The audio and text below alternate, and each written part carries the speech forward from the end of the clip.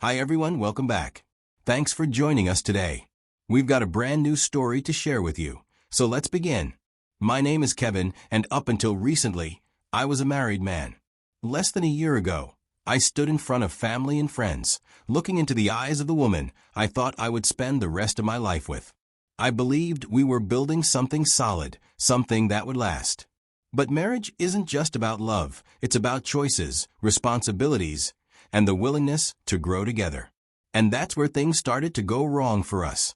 When we got married, I assumed we were both ready to step into a new phase, one where we prioritized our home, our commitment, and our future. But as the months went by, I started noticing something. For Nora, marriage didn't mean the party was over. She still wanted girls' nights, weekend trips, and late-night outings, just like when she was single. At first, I tried to be understanding. I told myself she just needed time to adjust. I didn't want to be the kind of husband who controlled his wife or told her what she could and couldn't do. But the more I ignored it, the more I realized that this wasn't a phase. This was who she was. When I realized I had been lying to myself all along, everything changed for me. I remember exactly how I met Nora. It was a Friday night, and I had just wrapped up one of those days at work that made you question why you even bother. I was exhausted, mentally drained, and just wanted to clear my head. So, instead of heading straight home, I decided to stop by a nightclub because I needed a drink and some background noise to drown out my thoughts. The place was buzzing with energy, loud music, flashing lights, people dancing without a care in the world. But in the middle of all that chaos, I noticed her. She was sitting alone at the bar, stirring her drink absent-mindedly, looking like someone who had a lot on her mind. She was beautiful, undeniably so. But what really caught my attention wasn't just her looks. It was the way she seemed detached from everything around her. I wasn't planning to start a conversation, but something about her expression made me pause. So, I leaned in and said some random joke. I can't remember exactly what it was, but it worked. She looked up at me, and for the first time that night, she smiled. That's how it started. One joke turned into a conversation, and before I knew it, we were talking like two old friends. We talked about everything, work, life, and how sometimes you find yourself in places you don't really want to be. She told me she had come out with friends, but ended up alone when they got caught up in their own fun. She didn't seem eager to leave, though, and I didn't mind keeping her company. By the time the night was over, we had exchanged numbers. But that was it. I didn't even think much of it at the time. It was just a good conversation with someone who, for whatever reason, felt like talking. Over the next few months, we stayed in touch casually.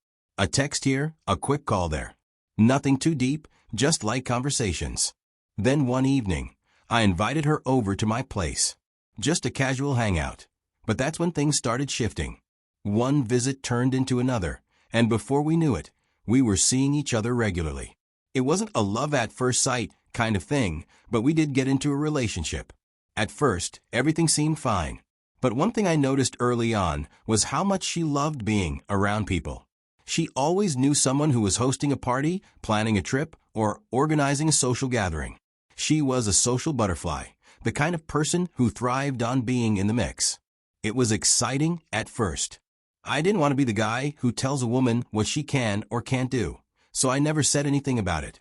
I figured it was just a phase, something she would eventually grow out of, especially if things got serious between us. A year into dating, I proposed. She said yes, and 3 months later, we were married. At first, everything seemed fine. The wedding was behind us, and we had settled into what felt like a normal routine. Waking up together, eating meals together, planning our future, just regular married life. But as the months went by, I started noticing patterns. Nora wasn't adjusting to marriage the way I thought she would. She was still very much in party mode. It wasn't just an occasional night out with friends. There was always a reason to be somewhere. A birthday, a girls' night, a quick meetup that somehow turned into an entire night out. I kept thinking, okay, maybe she just needs time to adjust. I mean, she had a different lifestyle before we got married, and habits don't change overnight. I wanted to be patient. I wanted to trust that she would slow down on her own. But she didn't. Every week, there was something. She would get texts from friends about a party, and suddenly she was in front of the mirror, doing her makeup. If it wasn't a nightclub, it was a lounge. If it wasn't a lounge, it was a private gathering. And every time I asked why she needed to go, her response was always the same. It's just a casual hangout, nothing serious. The problem was, it was serious to me. We were married now. I thought we were supposed to be building something together. Our home, our future. But instead, it felt like she was still living, as if she had no responsibilities. I wasn't expecting her to turn into a completely different person overnight, but I also wasn't expecting to be married to someone who acted like a single woman. I let it slide for a while and hoped she would grow out of it on her own. One night, I finally decided to say something. She was getting dressed to go out, another girl's night. Another night where I'd be sitting at home while my wife was out drinking with her friends. So I called her and said, "You're not acting like someone who's married." She stopped what she was doing and gave me a look, like I had just insulted her. Then she got defensive.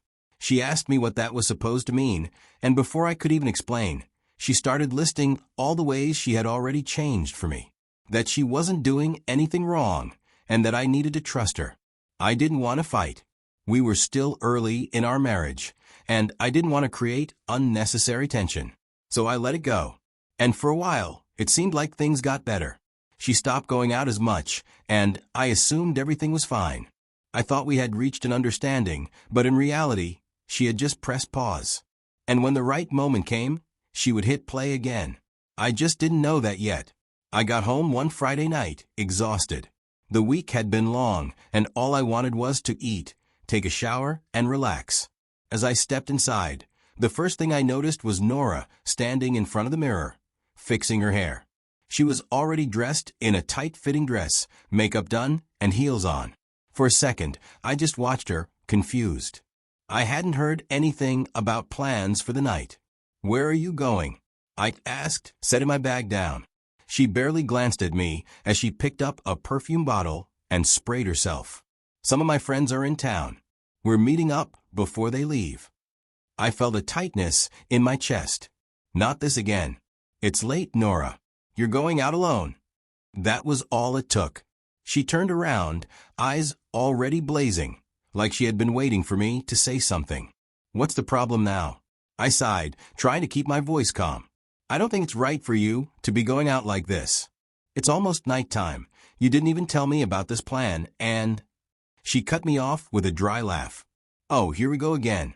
You just can't stand the fact that I have a life outside of this house." "That's not what I'm saying," I replied, trying to keep my frustration in check. She folded her arms. "Then what are you saying?"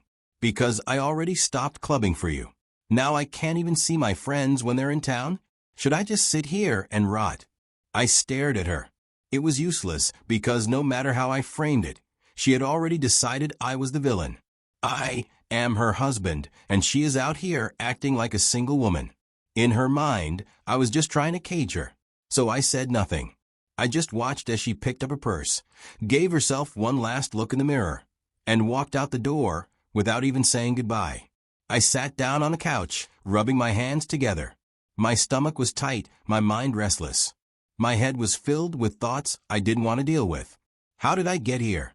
How did I end up in a marriage where my own wife acted like she was doing me a favor by staying home? I turned on the TV, hoping it would distract me. It didn't. The hours passed slowly. I checked my phone. Nothing. Midnight was approaching, and I told myself I wouldn't wait up, but my eyes stayed glued to the door. Then, just before 12 a.m., I heard the lock turn. The door opened, and there she was. Drunk. Completely out of it. She staggered as she stepped inside, struggling to take off her heels. I rushed toward her, instinct taking over. As much as I was angry, I didn't want her collapsing on the floor. I put my arm around her, guiding her toward the bedroom. She was mumbling something, half words, half laughter, but I wasn't even listening. I helped her onto the bed, and that's when I noticed it. She wasn't wearing any underwear. My eyes traveled lower, and that's when I saw it, a wet, sticky trail running down her thigh. I felt something inside me break. I didn't need to ask. I didn't need an explanation. I already knew. I sat in the living room, staring at nothing. The weight of what I had just seen was pressing down on my chest. Even if I wake her up and demand answers, she would still lie, twist the story, and somehow make me feel like I was the problem. I had seen enough of her defensiveness in the past to know how this conversation would go. She'd deny, deflect, and somehow turn this around on me. And honestly, I was too exhausted to fight. For an hour, I sat there, running through every option in my head. Do I confront her? What good would that do? Do I wait until morning and talk things out? But then what? How do you talk things out when the trust is already dead? Do I pretend I didn't see what I saw? No, that wasn't an option. The marriage had already been fragile, hanging by a thread, and tonight was the final cut. There was no fixing this. I had my answer. At exactly 5 a.m., I made my decision. I wasn't going to waste another second in a marriage that was already over. I got up, went to the bedroom, and quietly grabbed a small bag. I didn't take much, just some clothes, my wallet, my car keys, and my phone. I didn't leave a note. I didn't wake her up. There was no need for explanations. She knew. I got into my car, started the engine, and pulled out of the driveway without looking back. I didn't have a plan beyond this moment, but I knew one thing: I wasn't staying. I drove straight to my parents' house in another state. Later, I woke up to the sound of my phone vibrating against the nightstand in my old bedroom at my parents' house. I had barely slept.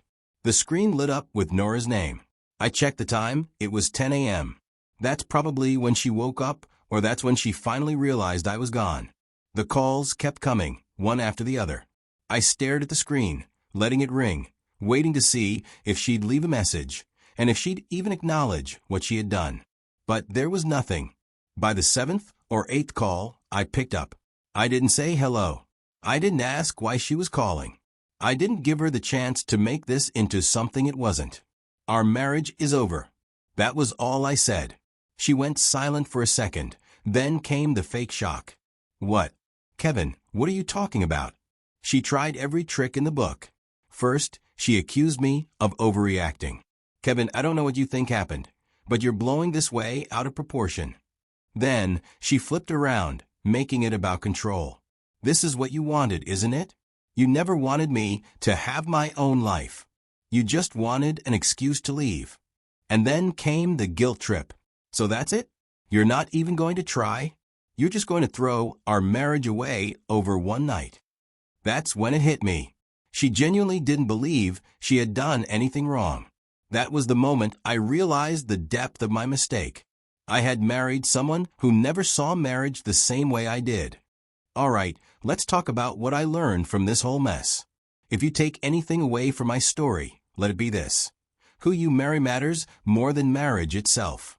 I used to think that once you got married, everything would fall into place. That as long as you loved each other, you'd figure things out along the way. But that's not true. Marriage is just a title. It doesn't magically fix problems or change people. If you marry someone who isn't ready to be a spouse, you're just signing up for pain. And trust me, I learned that the hard way. Another big lesson?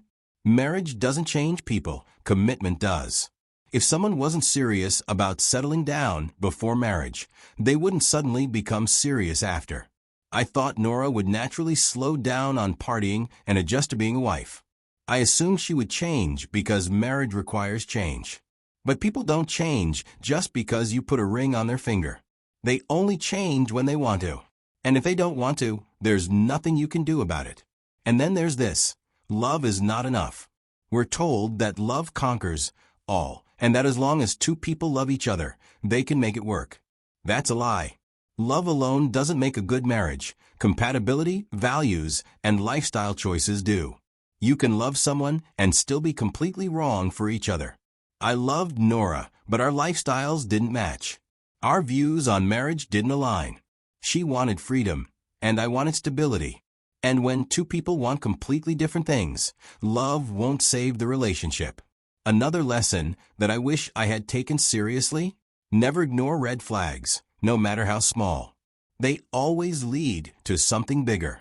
I saw signs early on: her love for nightlife, her need to always be at parties, her unwillingness to slow down even after we got serious. But I ignored them.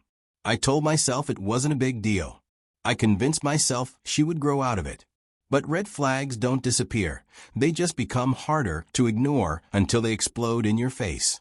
And finally, this is the most important thing I've learned. When someone shows you who they are, believe them. Don't waste time trying to change them. Don't make excuses. Don't convince yourself that they'll become what you want them to be. If a person's actions don't match what you need in a partner, don't stay hoping they'll eventually get it right.